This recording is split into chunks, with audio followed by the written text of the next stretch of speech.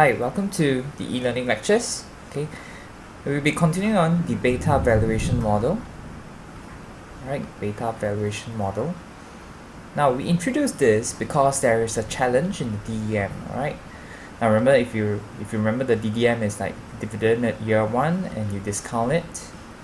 Okay, and dividend at year 2 and you discount it, and so on. Dividend at year end and then you discount it, and the price at the end of year end, okay, and then you discount it.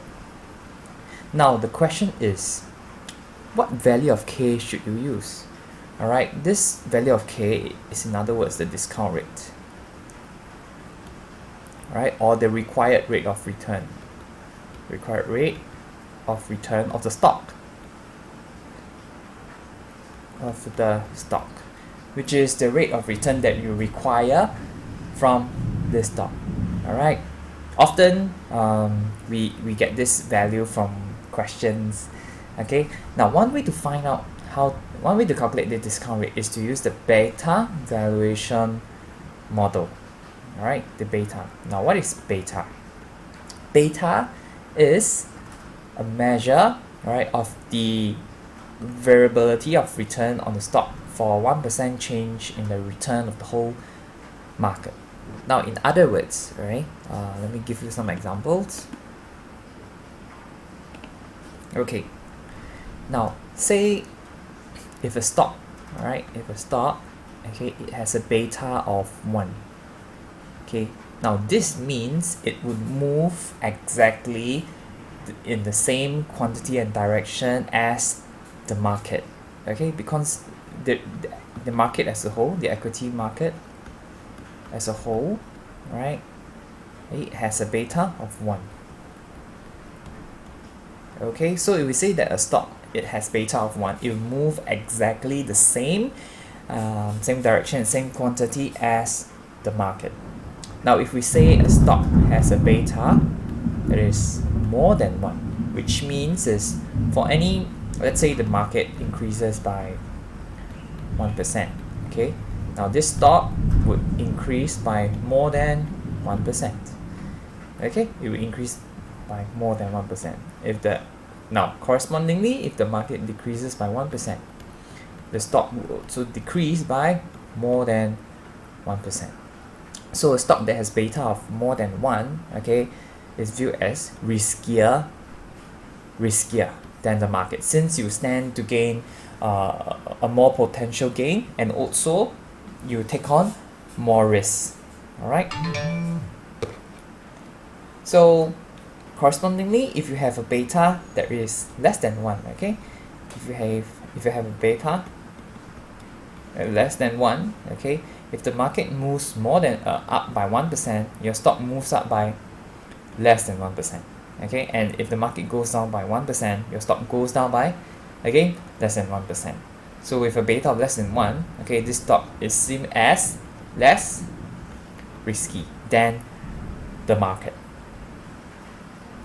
Okay, so beta can be estimated through means of statistics, okay, on historical returns of the stock. So beta is denoted by this symbol, okay, beta. So the formula for the beta valuation model is, alright, now the required return of the stock.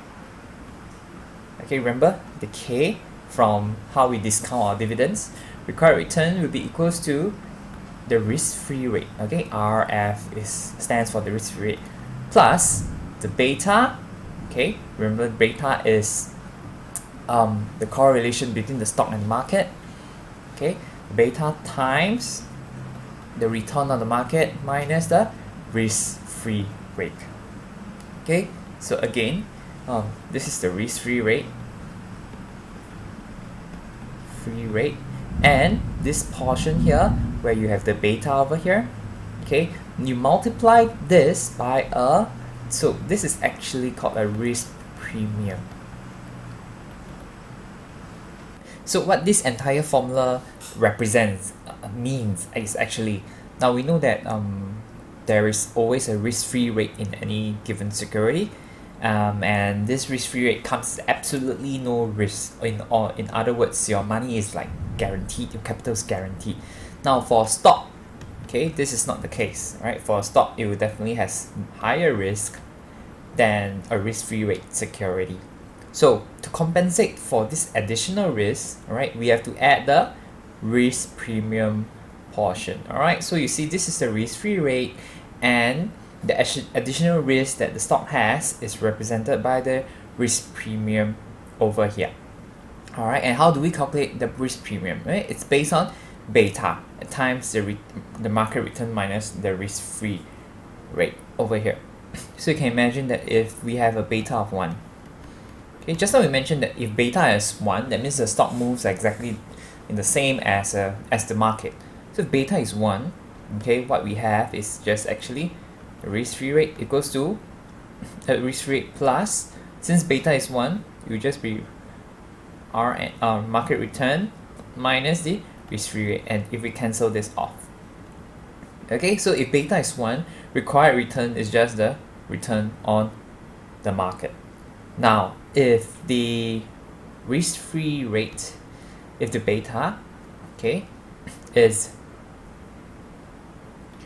more than 1, okay, if the beta is more than 1, our risk-free rate would be, okay, our required return would be more than the market return, okay, by this formula. And of course, if our beta is less than 1, our required return would be less than the market return, okay, but obviously still more than the risk-free rate. Alright, so the entire formula, or what we call the beta valuation model, is essentially used to calculate the required return, which you can use in our DDM for the discount rate. Okay, so an example is given in your lecture slides. Say a particular stock called ABC stock. It has a beta of 0.6, and it talks about that the equity market is expected to produce a return of 7.7%, okay, and the risk-free rate, okay, is 5%. So what is the expected return on the ABC stock? Okay, remember we're going to use our formula plus beta market return minus the risk-free rate again. So risk rate being 5%, so 5% plus beta is 0.6, and market return is 7.7% minus risk-free rate. Okay, and this will turn out to be 6.62%. Okay, and here we notice that the beta is less than 1. Hence, the expected return on the stock, we expect it to be less than the market return, which is 7.7%.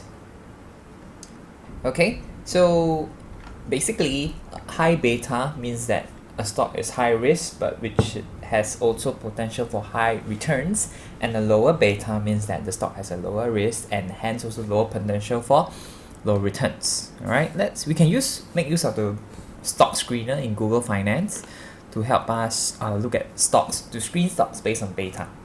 All right, so this is a stock screener, and I will add a criteria to measure beta.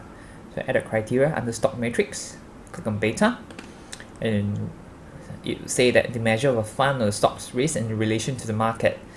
Alright, so add it, and then you have this thing over here. So if you realize that the majority of beta is actually in the range of like from 0 to 2.52. Okay, so if we were to increase our range to here, you see that the stocks having higher beta stocks. All right, let's see a sample of them, and let's take a look at these stocks over here. Okay, and you see stocks that fit that criteria, so they would have a higher beta, which means they are kind of like more riskier than the average market rate. And what about lower beta stocks? Okay, if let's say we go to lower ones, Okay, less than 1. Okay.